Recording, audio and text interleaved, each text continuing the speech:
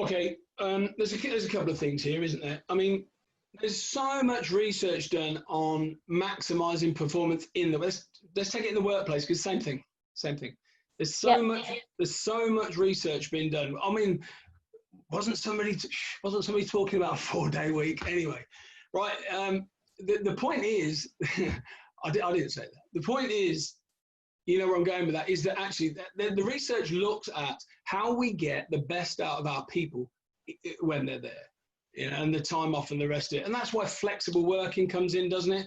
That's why how many people are people still having a lunch break at these sort of times? Okay, I'm going to retract the 4-day week thing anyway, to probably your relief all round, and certainly to my opinion's clear there. But I tell you what I am thinking about. I do know for a fact that one of the most misunderstood, what's the word? Essential components of high performance is recovery. Okay, really, really important, and it's misunderstood. Okay, so what I mean by that is when we recover the system, and if we get to fatigue level, if we're in a level of fatigue, then the actual period of recovery is greater. It requires it to be much, much longer. So what's the point here? When people feel like that, we probably, and I'm not saying always, but what can often happen is we've pushed and we've got to a point where we take the break, and just refueling and having a change is actually a negative impact, because it's basically we haven't recovered enough to want to get back. So even if we're in a normal place of work, I am really in favor, all right, of just getting people to consider that when they're at their absolute most motivated and best levels of performance and engagement, and actually encourage people to take much more regular, shorter breaks, even when they're feeling good. Because if you take a break when you're feeling good, guess what? Most of the break we filled up just thinking, I want to get back. But you just took the opportunity to recover as an energy system that's still high, right? When we try and recover an energy system that's depleted, it needs a certain amount of time, all right, to be rejuvenated and get back.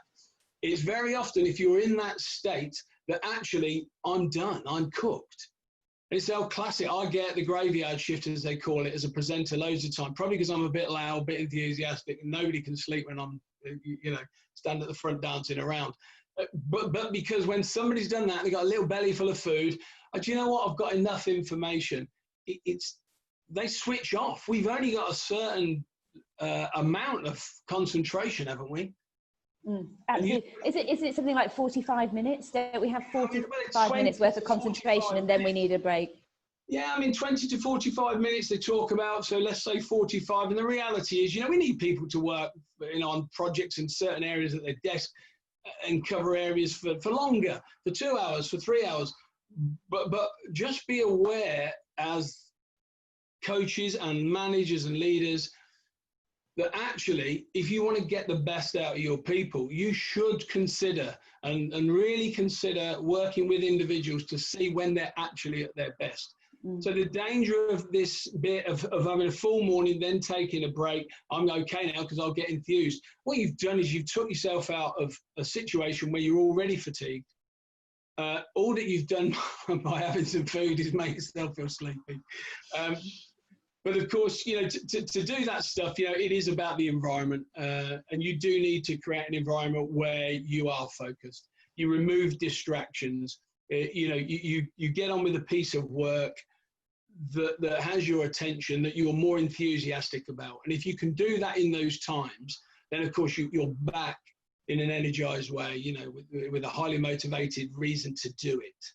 Yeah, maybe it's somebody needs something, and it's somebody that you really respect and you want to do well for. That would be a great time to do that piece of work.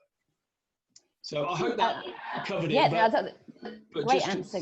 Consider when we rest, and I would encourage more flexibility in terms of we have to manage it. HR people, I get that.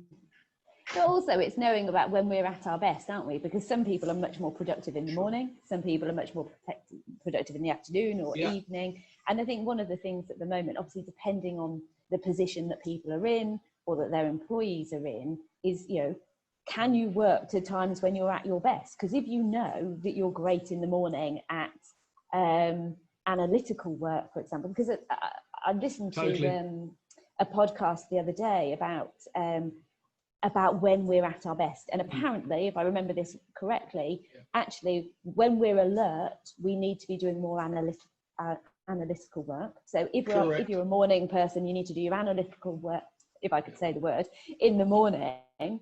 And actually, our creative tasks should be saved for when we're more tired, because you are naturally more creative when you're tired, because part of your brain isn't wants to find a solution.